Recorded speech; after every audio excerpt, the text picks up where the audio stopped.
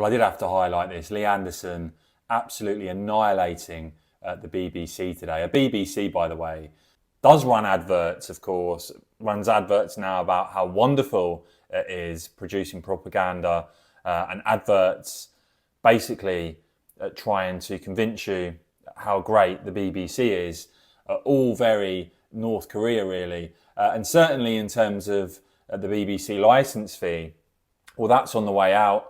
We know that, but pretty sinister that it seems the BBC now want to switch to a compulsory household levy for some reason that's collected through utility bills.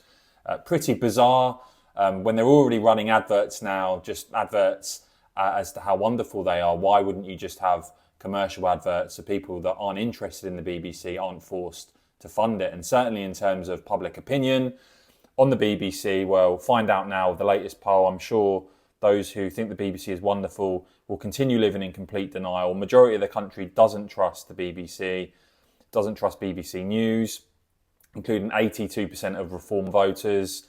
More people think the BBC has a left-wing bias than a right-wing bias because sometimes they argue, well, we're accused of bias on both sides. Well, actually, no, it's much larger on one side than the other.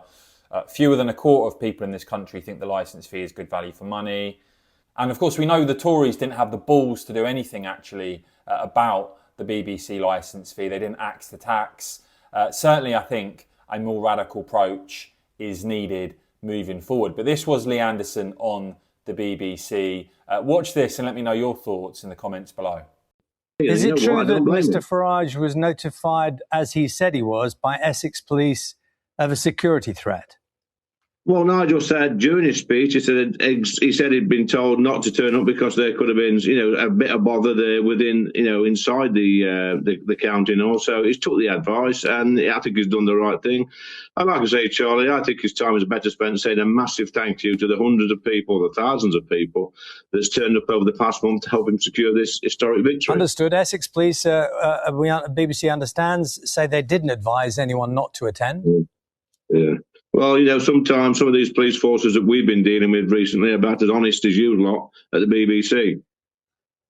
Okay, so you're saying that Essex Police, that they're not telling it how it is when they say that there was no advice to your party leader not to attend?